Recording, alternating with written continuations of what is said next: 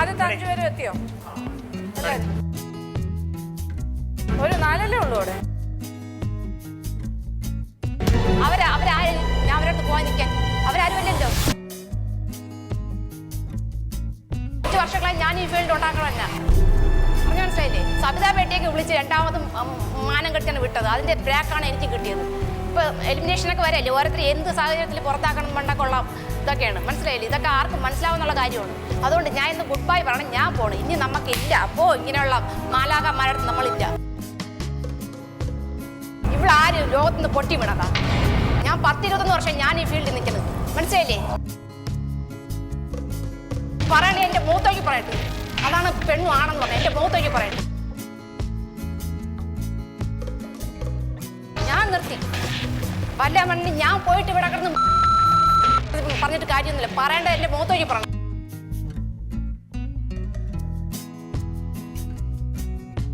കുറെ നാളൊന്നും ഞാൻ ക്ഷമിക്കണേ. എന്തോ വിഷു നീയൊക്കെ എന്തിനടി ഇത് ആർട്ടിസ്റ്റ് നടക്കണത്? നീയൊക്കെ ആർട്ടിസ്റ്റ് അടി. വല്ലതും പറയണേ മൂത്തോക്ക് പറയടി. ആർട്ടിസ്റ്റ് തേങ്ങ കൊല്ലൽ ആർട്ടിസ്റ്റ്. എന്നെ കൂടി മാനം കണ്ട നീയൊക്കെ ആർട്ടിസ്റ്റാ. വല്ലൊരു സബിതാ പേട്ടിന്റെ കാര്യത്തിൽ നീയൊക്കെ എന്നെയാണല്ലോ കുളിച്ച് അങ്ങ് നിർത്തിക്കൊട്ടത് ഫ്രണ്ടില്. അപ്പോഴൊന്നും നീക്ക് നാവില്ലേ ഏട്ടാ? അവളെ പ്രാക്ക എന്നെയും കൂടി ഇപ്പൊ പുറത്താക്കിയത്. എനിക്ക് ഞാൻ ചീത്തയെ വിളിക്കുവാ എന്നെ ബാ തുറക്കാം. മനസ്സിലായി?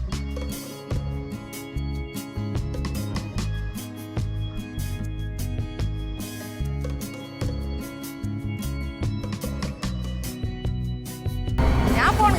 എനിക്കിതൊക്കെ മതി. മയക്കും മനസ്സിലായില്ലേ?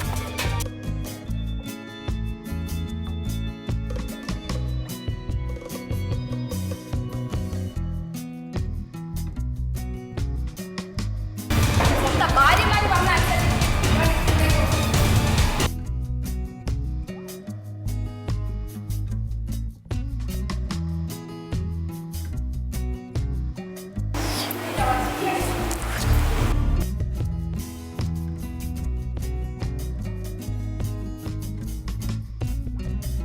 വേറെ ആര് സംസാരിക്കാണ്ട് നമുക്ക് സംസാരിക്കാം. സജിതാ പേട്ടിയോട് നമുക്ക് സംസാരിക്കാം. അതെന്തെങ്കിലും കൊല പറയുമെന്നുള്ളൂ. പക്ഷെ ബാഡ് ലാംഗ്വേജ് ഉപയോഗിക്കും. പറഞ്ഞോട്ടെ, പക്ഷെ അത് നല്ല ലാംഗ്വേജ് ഉപയോഗിക്കണം. വെറും തറയായിട്ട് ഇവര് 2 പേർക്കും ഡാൻസ് പഠിക്കണം. അപ്പൊ ഞാൻ ഓൾറെഡി പകുതി പഠിച്ചതാ. അപ്പൊ ഞാൻ പറഞ്ഞ ഒരു കാര്യം ചെയ്യും, ഇവരിവിടുന്ന് പഠിച്ചോട്ടെ. അനിത എന്റെ കൂടെ വാ, നമുക്ക് ഡ്രസ്സ് സെലക്ട് ചെയ്ത് കൊടുക്കാം. എനിക്ക് എന്നത്തിന്റെ ആവശ്യം അവിടെ അഴിഞ്ഞാടുന്നത്. ഇവിടെ അഴിഞ്ഞാടുന്നത് നമ്മളെല്ലാവരും അഴിഞ്ഞാടാണ്. അഴുക്ക ലാംഗ്വേജ്. അതാണ് ഞാൻ വാ തുറക്കില്ലെന്ന് ചോറുണ്ടെന്ന സ്ഥലത്ത് വെച്ച് പറഞ്ഞത്. ദൈവമേ, എന്നെ അവിടെ എന്തെല്ലാം വായ തുറന്നാൽ തെറിയാന്നുള്ളത് അറിയാം. പക്ഷെ ഇങ്ങനെ ആദ്യമായിട്ട് ഒന്നാമത് നമ്മളെ ആൾക്കാർ വിലയിരുത്തും. സജിതാ പേട്ടിയിൽ ഓരോ ഷെഡ്യൂളിൽ ഓരോരുത്തരെ വെച്ച് കച്ചറ. സജിതാ പേട്ടിയായിട്ട് അലമ്പ് കച്ചറ, ഇപ്രാവശ്യം ഇവരായിട്ട് കച്ചറ. അപ്പോൾ നമ്മുടെ മത്സരാർത്ഥികളുടെ ഒരു ഫൈനൽ സ്റ്റേജിൽ, അതായത് ഈ റൗണ്ടിൻ്റെ ഒരു ഫൈനൽ സ്റ്റേജിലാണ് നമ്മളിപ്പോൾ എത്തി നിൽക്കുന്നത്. അപ്പോൾ അവരുടെ വ്യത്യസ്തമായ പുഡിങ് എല്ലാം ടേസ്റ്റ് നോക്കി ജഡ്ജസിനൊന്ന് വിലയിരുത്താനുള്ളൊരു സമയമാണിത്. അപ്പോൾ അതിൻ്റെ ഭാഗമായിട്ടാണ് നമ്മൾ 5 കണ്ടസ്റ്റൻസ്, ആദ്യത്തെ 5 കണ്ടസ്റ്റൻസിനോട് അവരുടെ അതാത് പൊസിഷൻസിൽ വന്ന് നിൽക്കാനായിട്ട് ആവശ്യപ്പെട്ടിട്ടുണ്ട്. പക്ഷേ നിങ്ങൾ കണ്ടുകൊണ്ടിരിക്കുകയാണ്, അതിൽ ഒരു മത്സരാർത്ഥി അനിത വളരെ വളരെ മോശമായ രീതിയിൽ ഒരു റിയാലിറ്റി ഷോയ്ക്ക് പറ്റാത്ത രീതിയിൽ, അല്ലെങ്കിൽ അതിൻ്റെ അന്തസ്സിന് ചേരാത്ത രീതിയിൽ, ഒരു ചാനലിൽ നടക്കുന്ന ഇത്രയും പോപ്പുലർ ആയിട്ടുള്ളൊരു പ്രോഗ്രാം നിങ്ങൾ ഒരുപാട് പ്രേക്ഷകർ കണ്ടുകൊണ്ടിരിക്കുമ്പോൾ ഏറ്റവും മോശമായ രീതിയിൽ ഇവിടെ നിൽക്കുന്ന എല്ലാ ക്രൂ മെമ്പേഴ്സിനെയും അല്ലെങ്കിൽ കൂടെയുള്ള കോ കണ്ടസ്റ്റൻസിനെയും എല്ലാം ചലഞ്ച് ചെയ്തുകൊണ്ടുള്ള രീതിയിൽ ഏറ്റവും മോശമായ രീതിയിൽ പെരുമാറി കഴിഞ്ഞു. അത് തുടർന്നുകൊണ്ടിരിക്കുകയാണ്. അതിൻ്റെ പുറത്തു പോലും പറയാൻ പറ്റാത്ത ഭാഷയിൽ സംസാരിക്കുന്ന ആ സീനുകളൊന്നും ഒരു പക്ഷേ ഞങ്ങൾ നിങ്ങൾക്ക് കാണിച്ചു തരില്ല. പക്ഷേ എന്നാലും ഈ കോമ്പറ്റീഷൻ്റെ ഭാഗമായിട്ട് ചില ഡിസിപ്ലിൻ കാര്യങ്ങളുണ്ട്, കുറച്ച് റൂൾസ് ആൻഡ് റെഗുലേഷൻസ്. അതുകൊണ്ട് തന്നെ ആ മത്സരാർത്ഥി, അതായത് അനിത, ഈ മത്സരത്തിൽ ഇനി ഉണ്ടാവില്ല, ഔട്ടാക്കിയിരിക്കുകയാണ്.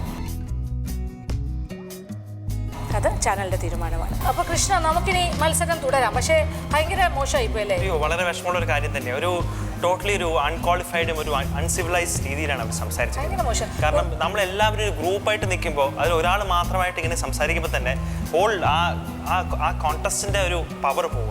അപ്പൊ അങ്ങനത്തെ ഒരു നെഗറ്റിവിറ്റിയാണ്. അപ്പൊ അങ്ങനത്തെ ആൾക്കാരെ നമ്മൾ കണ്ടിന്യൂ ചെയ്യുക. അത് ഡിസ്ക്വാളിഫൈ ചെയ്ത് വിടുന്നതിൽ ഒരു തെറ്റില്ല. പിന്നെ രണ്ടാമത്തെ കാര്യം, ഇതിന്റെ ഗ്രൗണ്ട് എന്ന് പറയുന്നത് എന്താണ്? മീൻകറിക്ക് 3rd place ആയി പോയി. നമ്മളൊന്നും പറഞ്ഞിട്ടില്ല, നമ്മൾ കോൺടെസ്റ്റൻസ് തന്നെ കണ്ടാണ്, അവരെന്നെ ടേസ്റ്റ് ചെയ്താണ്. കുറച്ച് പുളി കൂടി പോയി 3rd place കിട്ടിയുള്ളൂ എന്ന് പറഞ്ഞിട്ട് മാത്രം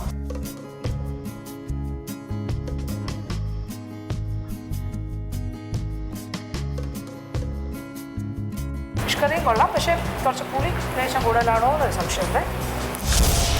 കുറച്ച് പുളി കൂടി പോയി തേർഡ് പ്ലേസേ കിട്ടിയുള്ളൂ എന്ന് പറഞ്ഞിട്ട് മാത്രം ജഡ്ജസിന്റെ ജഡ്ജ്മെന്റിനെ ചാലഞ്ച് ചെയ്തു. അത് മാത്രമല്ല, ഇങ്ങനത്തെ ഒരാൾ ഇനി ഫ്യൂച്ചറിലുള്ള ഈ എപ്പിസോഡ്സ് വരുമ്പോഴും നമ്മൾ നാരോ ആക്കുമ്പോഴും നമുക്കിത് ഇങ്ങനത്തെ ഒരാളെ നമുക്ക് വെച്ച് കണ്ടിന്യൂ ചെയ്യാൻ പറ്റില്ല. അപ്പൊ അതിനെക്കാളും നല്ല we have to just disqualify. എല്ലാരും തെറി പറഞ്ഞു പോകുന്ന ആൾക്കാരെ നമുക്ക് എന്താ ചെയ്യാം?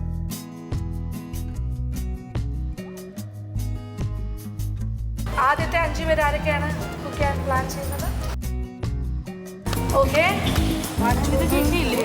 ചേച്ചി ഞാൻ കൈപൊക്കിയല്ലേ.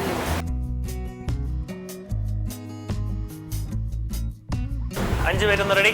5 പേര് റെഡിയാണല്ലോ അല്ലേ? 4 പേരേ ഉള്ളൂ. 5 പേര് കൈ പൊക്കി.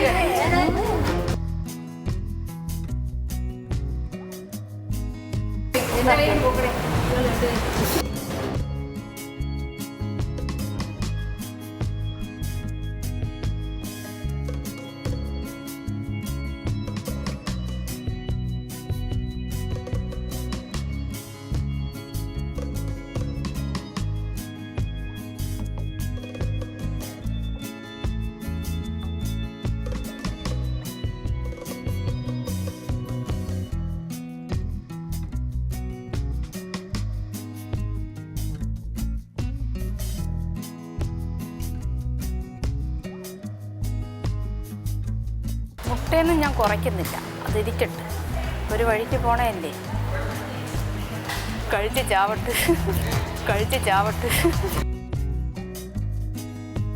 മുട്ടയൊന്നും ഞാൻ കുറയ്ക്കുന്നില്ല.